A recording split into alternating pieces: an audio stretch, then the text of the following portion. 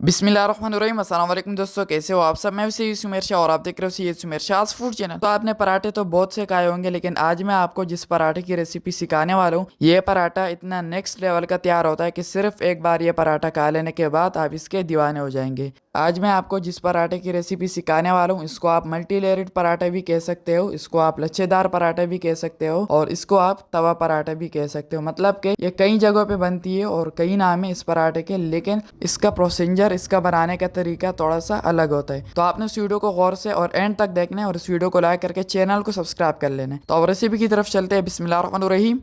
यहाँ पर आपने लेना है सबसे पहले एक प्यारा सा बड़ा सा बाउल, और इसके अंदर हम ऐड करेंगे 3 कप मैदे का। ये रेसिपी आप आटे से भी बना सकते हो, लेकिन मैं यहाँ पर मैदे का यूज़ कर रहा हूँ। और अब इसके अंदर कुछ स्पेशल चीज़ें जाती है जो कि आपने ध्यान से देखनी है। सबसे पहले नमक 1 टीस्पून से थोड़ा सा कम इसमें ऐड कर देंगे, और उसके बाद ये देखें, ये है मेरे पास पिसी हुई चीनी, जो कि बहुत ही ज़रूरी है। यह आपने इसके अंदर ½ टीस्पून ऐड कर देनी है। और उसके बाद जो दूसरी अहम चीज़ है वो है सोडा, बेकिंग सोडा यहाँ पर मैं यूज़ कर रहा हूँ, 1/4 टीस्पून इसमें ऐड कर देंगे। तीसरी जो मेन चीज़ है वो है घी। यहाँ पर हम इसके अंदर 1 टेबल स्पून घी का यूज़ करेंगे।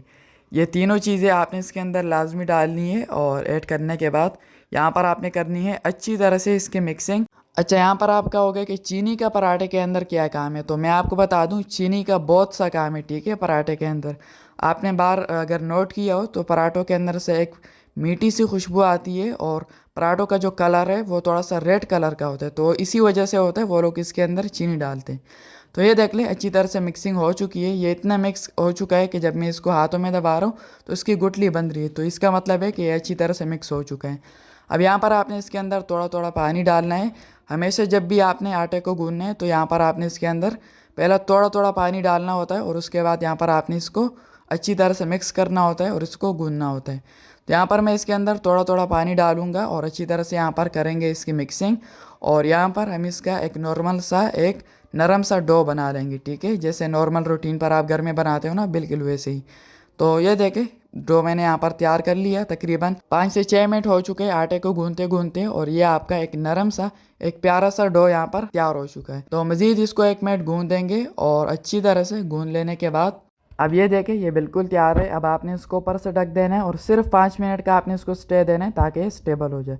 तो चलिए जी, 5 मिनट हो चुके हैं और आटा यहाँ पर हमारा बिल्कुल तैयार है। ढक्कन को हटा देंगे साइड पे, और अब ये देखें, ये जो आपका आटा है बिल्कुल एक नेक्स्ट लेवल का यहाँ पर आपका एक नरम सा आटा यहाँ पर आपका तैयार हो चुका है। अब यहाँ पर आपने सिंपली हाथों को इस तरीके से खुश्का लगाना है, ठीक है।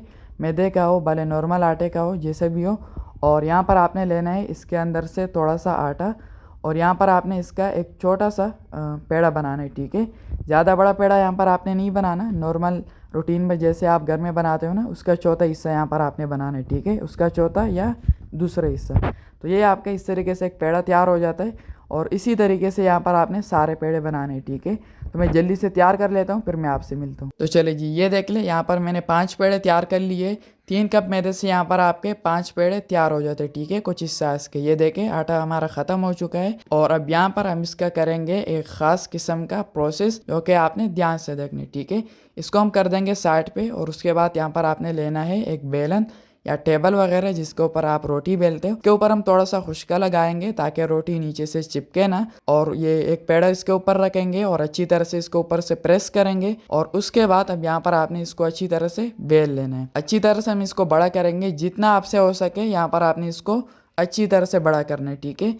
और रोटी को आपने जब भी बेलना होता है तो इसको आपने हल्के हाथों से और साइडों पर आपने ख़ास ध्यान देना होता है, ठीक है। तो ये देख ले, रोटी हमारी यहाँ पर एक प्यारी सी बड़ी हो चुकी है। अब यहाँ पर आपने जो है ध्यान से देखने, ठीक है। यहाँ पर हम इसके ऊपर ऐड करेंगे 1 टीस्पून घी, या 1 टीस्पून से थोड़ा सा ज़्यादा ऐड करेंगे, और यहाँ पर हम इसको अच्छी तरह से इसके ऊपर फैला लेंगे। अच्छी तरह से हम इसको फैला लेंगे। एक भी जगह ऐसे नहीं रहनी चाहिए जिसके ऊपर घी ना लगे, ठीक है। अच्छी तरह से मतलब कि सारी रोटी को आपने अच्छी तरह से घी लगा लेना है, और उसके बाद यहाँ पर आपने इसके ऊपर थोड़ा थोड़ा सा खुश्का डालना है, ताकि जब हम इसको फोल्ड करें ना, जब हम इसके लच्छे बनाएं तो ये आपस में चिपके ना। तो अच्छी तरह से घी लग चुका है, रोटी बिल्कुल तैयार है। अब आपने इसको इस तरीके से एक साइड से पकड़ना है, इस तरीके से, और इसको आपने इस तरीके से फोल्ड करते जाना है, ठीक है। ये देख ले, जिस तरीके से मैं इसको फोल्ड कर रहा हूँ ना, इस तरीके से आपने इसको फोल्ड करते जाना है। वैसे तो इसके बहुत से तरीके हैं, लेकिन मैं आपको वही तरीके समझाऊंगा जो कि सबसे आसान और सबसे मज़ेदार होगा। तो इसी तरीके से यहाँ पर आपने सारी रोटी को फोल्ड करना है, ठीक है, यानी कि इसके वल बनाते जाना है। और जब ये इस लेवल तक पहुँच जाएगा, मतलब कि आखिर तक जब ये पहुँच जाएगा, तो दूसरे साइड को आपने इस तरीके से उठाना है और इस तरीके से आपने इसको बंद कर देना है। तो ये बिल्कुल तैयार है। अब आपने इसको इस तरीके से दोनों हाथों में इस तरीके से उठाना है और इसको यहाँ पर आपने अच्छी तरह से लंबा करना है, ठीक है, जितना आपसे हो सके यहाँ पर उतना आपने इसको लंबा करना है, क्योंकि यहाँ पर जो सारा जो गेम है वो यहीं पर है, ठीक है। अगर यहाँ पर आपने सही काम किया तो आपके जो लच्छे हैं, आपके जो मतलब के जो लेयर्स है वो अच्छे बनेंगे। अच्छी तरह से यहाँ पर देखें मैंने पेड़ों को लंबा कर लिया है। और अब यह वाला काम भी आपने लाजमी करना है। यहाँ पर आपने इस मतलब कि जो पेड़ा है इसको आपने अच्छी तरह से इस तरीके से घुमाना है ताकि इसके अंदर जो है एक लेयर सा बन जाए, ठीक है। ये देखें जिस तरीके से मैं कर रहा हूँ इस तरीके से आपने इसको अच्छी तरह से घुमाना है। इससे भी इसके अंदर जो है काफ़ी ज़्यादा लेयर्स बनेंगे, लच्छे बनेंगे। तो अच्छी तरह से इस तरीके से घुमाने के बाद अब आपने इसको सिंपली हाथों में उठा लेना है और इस तरीके से सीधे साइड पे आपने इसको इस तरीके से घुमाना है। और जब आखिर में इसका ये जो आखिरी हिस्सा बच जाता है इसको आपने ऊपर से इस तरीके से दबाना है अंदर की तरफ। और उसके बाद जब आप इसको पलट कर देखोगे तो ये आपका एक बहुत ही नेक्स्ट लेवल का पेड़ा तैयार हो जाता है, ठीक है। जैसे कि बाहर बनता है बिल्कुल, बल्कि मैं कहता हूँ कि बाहर से भी ज़्यादा नेक्स्ट लेवल का तैयार होगा। तो इसी तरीके से हम सारे पेड़े बनाएंगे। अच्छा, अब यहाँ पर मैं आपको दूसरा तरीका समझाता हूँ। फिर से मैंने उसी तरीके से एक रोटी तैयार कर ली, इसके ऊपर मैंने घी लगा लिया और इस दफ़ा आपने इसको इस तरीके से घुमाना है, ठीक है, साइड से। पहले वाला जो तरीका था उसके अंदर हम इसको एक साइड से दूसरे साइड की तरफ वल देते थे, लेकिन ये वाला जो तरीका है ये बिल्कुल आसान है। इसके अंदर आपने सिर्फ इसको इस तरीके से फोल्ड करना है और फिर से सेम वही प्रोसेस करना है। अच्छी तरह से आपने इस पेड़े को लंबा करना है और जब ये अच्छी तरह से इस तरीके से लंबा हो जाए तो उसके बाद यहाँ पर आपने फिर से वही प्रोसेस करना है। इसको आपने नीचे रखना है और यहाँ पर आपने इसको फिर से उसी तरह घुमाना है ताकि इसके जो लच्छे है, जो रेशे है, वो अच्छी तरह से बन सके। अच्छी तरह से घुमा लेने के बाद अब फिर से आपने इसको इस तरीके से हाथों में उठाना है और फिर से सीधे साइड की तरफ हम इसको घुमाएंगे पहले की तरह। और जब आखिर में ये वाला साइड बच जाएगा तो इसको हम ऊपर से इसके ऊपर इस तरीके से दबाएंगे और अंदर करेंगे और ये आपका एक दूसरे किस्म का यहाँ पर आपका पेड़ा तैयार हो जाता है। तो आपको जो तरीका आसान लगे उसी तरीके से आप बनाएं, ठीक है। तो ये देख ले सारे पेड़े यहाँ पर मैंने तैयार कर लिए उसी तरीके से।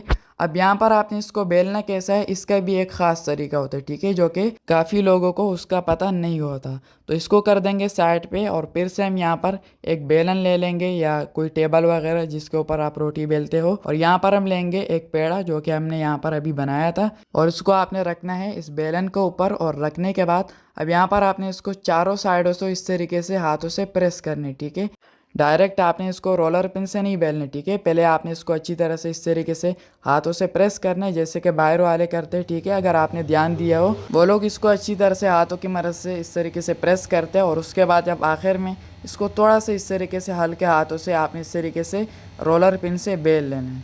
तो इसको हम हल्के हाथों से इस तरीके से बेल लेंगे और इसको हम पलट देंगे ताकि ये नीचे से चिपके ना और ऊपर से थोड़ा सा खुश्का लगा देंगे ताकि ये क्योंकि इसके अंदर घी है तो ज़ाहिर है कि ये रोटी चिपकेगी। तो थोड़ा सा खुश्का लगा के फिर से यहाँ पर आपने इसको अच्छी तरह से बेलना है और जब ये इस लेवल की यहाँ पर बड़ी हो जाए आपकी रोटी तो इससे ज़्यादा यहाँ पर आपने इसको नहीं बेलना, ठीक है, क्योंकि अगर आप इसको बहुत ज़्यादा बेलोगे तो ये बहुत ज़्यादा पतली हो जाएगी जो कि बाद में पकने के बाद कड़क हो जाएगी, जो कि हमें नहीं चाहिए।